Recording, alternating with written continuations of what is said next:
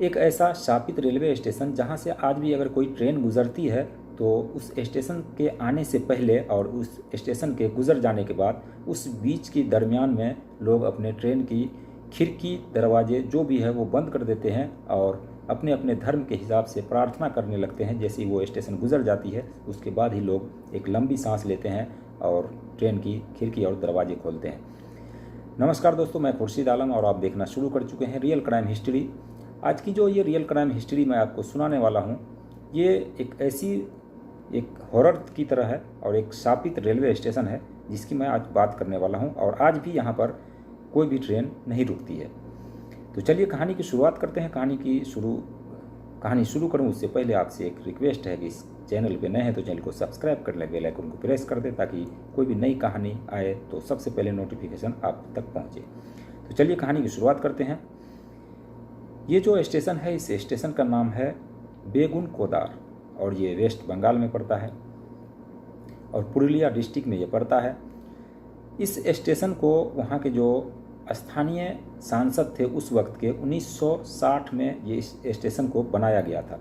1960 में जो बेगुन कोदार जगह है वहाँ पर कुछ गांव थे और उस गांव से लोगों को ट्रेन पकड़ने के लिए 34 किलोमीटर आगे और 34 किलोमीटर पीछे कोई भी स्टेशन नज़दीक नहीं था जिससे वो ट्रेन पकड़ सके और अपनी यात्रा को वहाँ से आरंभ कर सके।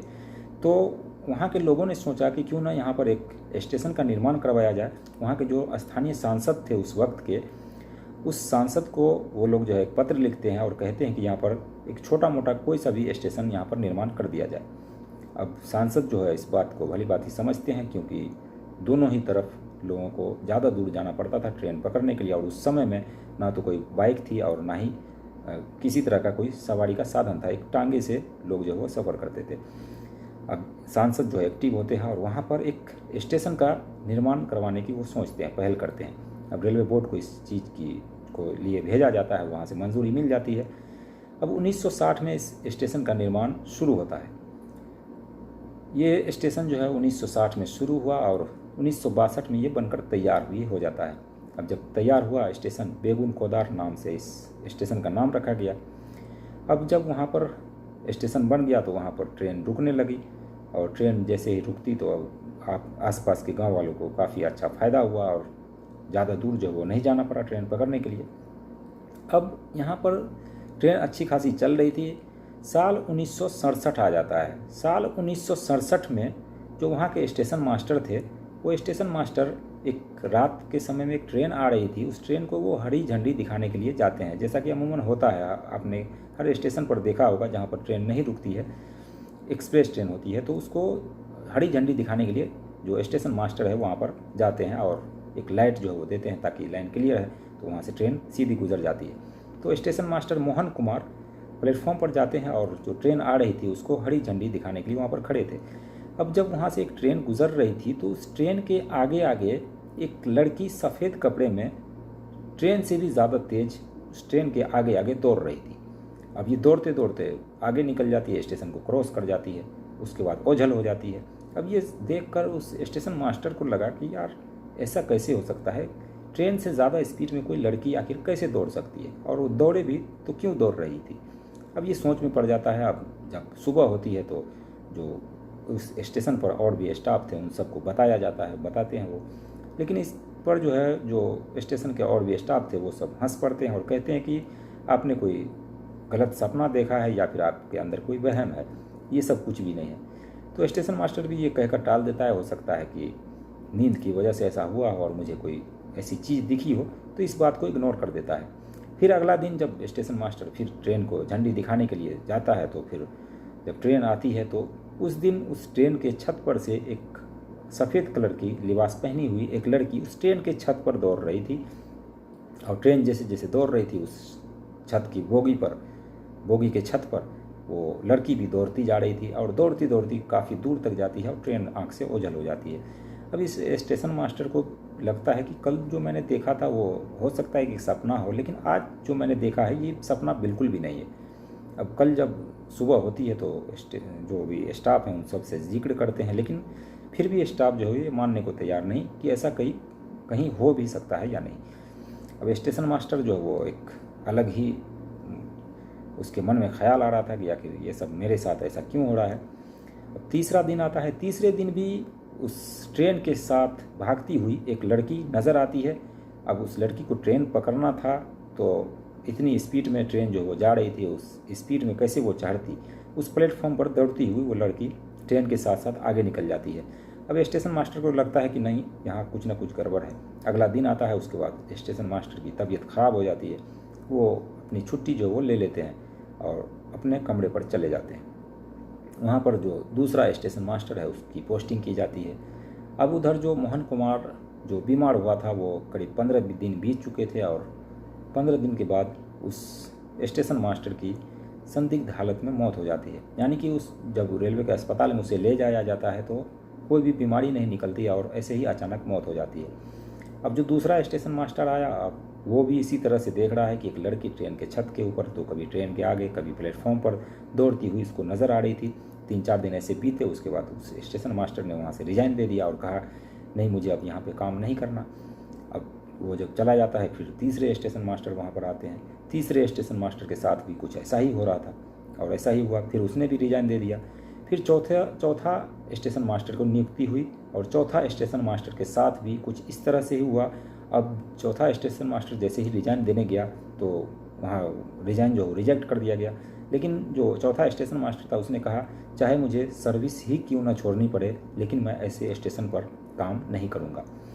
अब उसकी जो मंजूरी है वो ले ली जाती है। अब उस स्टेशन को अब करे तो क्या करे, बिना स्टेशन मास्टर के कैसे चलाया जाए। और ये सारी बातें जो वो आम हो चुकी थी, सभी लोगों को पता चल चुकी थी। ठीक है, उस स्टेशन को 1967 में बंद कर दिया जाता है, ये कहकर कि ये एक भूतिया और शापित रेलवे स्टेशन है। और बाकायदा रेलवे के जो इतिहास है उस पन्नों में दर्ज हो जाता है कि बेगुन कोदार एक भूतिया रेलवे स्टेशन है और यहाँ पर किसी भी ट्रेन का स्टॉपेज नहीं होगा, ना ही दिन में ना ही रात में, क्योंकि वहाँ पर स्टेशन मास्टर ही नहीं है। अब जब उसे बंद कर दिया जाता है तो साल 2009 आता है। अब देख लीजिए 1967 से लेकर 2009 तक करीब 40-42 साल तक ये स्टेशन जो है वैसे ही बंद रहता है।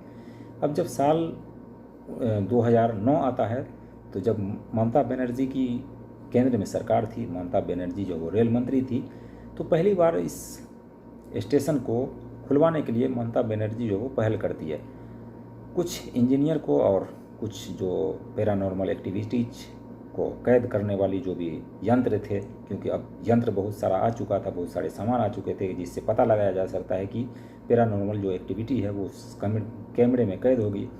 कुछ इंजीनियरों की टीम जो है वो बहाल की जाती है और कुछ 9 या 10 इतने लोग जो है वो उस स्टेशन पर जाते हैं और वहाँ पर जो है रात में वो अलग अलग जगह पर कैमरे लगाते हैं, फिट करते हैं और कुछ माइक भी लगाते हैं ताकि उसकी कोई आवाज़ जो है वो आ सके और सुन सकूं कि वाकई यहाँ पर क्या पैरानॉर्मल एक्टिविटीज़ है। अब जब यहाँ पर ये लोग आते हैं उस चीज़ को लगाने के लिए, तो यहाँ के लोग जो वो विरोध करते हैं और कहते हैं कि यहाँ से चले जाओ, क्योंकि शाम 5 बजे से पहले तुम लोगों को जाना होगा, नहीं तो यहाँ पर कोई भी बड़ा हादसा हो सकता है। लेकिन वो जो इंजीनियर की टीम गई थी वो कहती है कि इसकी जिम्मेवारी मेरे ऊपर है, आप लोग इसका टेंशन न लें, आप लोग अपने अपने घर चल जाएं। तो वो लोग चले जाते हैं। अब ये जो इंजीनियरों की टीम थी जिसने ये लगाया, पूरा सिस्टम को सेटअप किया और रात को ये लोग छुप कर बैठ गए, पूरी रात जगे रहे। अब जब जैसे रात होती है तो रात के जब 12-1 बजते हैं, उसके बाद उसके जो कैमरे थे और उसका जो वॉइस जो रिकॉर्डर था उसमें जो कुछ वॉइस आने की आवाज़ सुनाई देती है।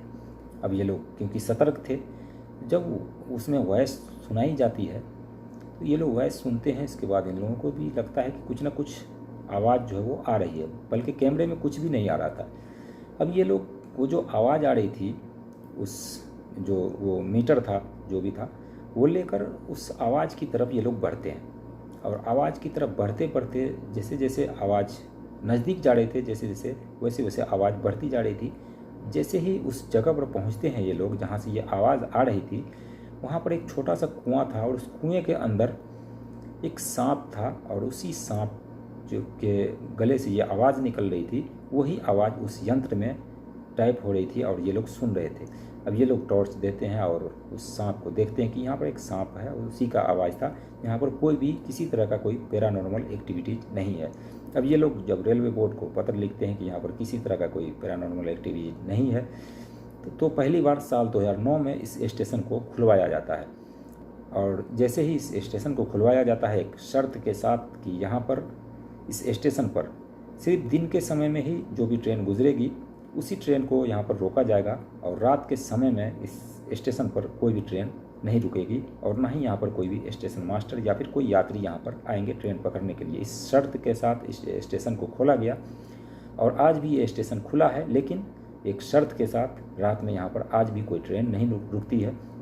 और जब भी कोई ट्रेन गुजरती है तो लोग यही प्रार्थना करते हैं कि यहाँ से किसी तरह से हम पास कर जाएं और किसी तरह की कोई अनहोनी ना हो। तो ये थी एक हॉरर कहानी एक ऐसे शापित रेलवे स्टेशन की जहाँ पर ये अफवाह 42 सालों तक चला, और 42 साल के बाद पता लगा कि यहाँ पर कोई भी किसी तरह का कोई पैरानॉर्मल एक्टिविटीज़ नहीं है, लेकिन इसके बावजूद लोगों की शंका है, तो इसलिए यहाँ पर रात को ट्रेन को नहीं रोका जाता है और ट्रेन सीधे गुजर जाती है। तो ये थी कहानी एक हॉरर रेलवे स्टेशन की। बाकी इसको लेकर आपकी राय क्या है कमेंट सेक्शन में ज़रूर बताइएगा, और आपने क्या इससे पहले इस कहानी को सुना है ये भी बताइएगा। तो दोस्तों, मिलते हैं नेक्स्ट वीडियो में नई कहानी के साथ। तब तक के लिए बाय बाय, टेक केयर।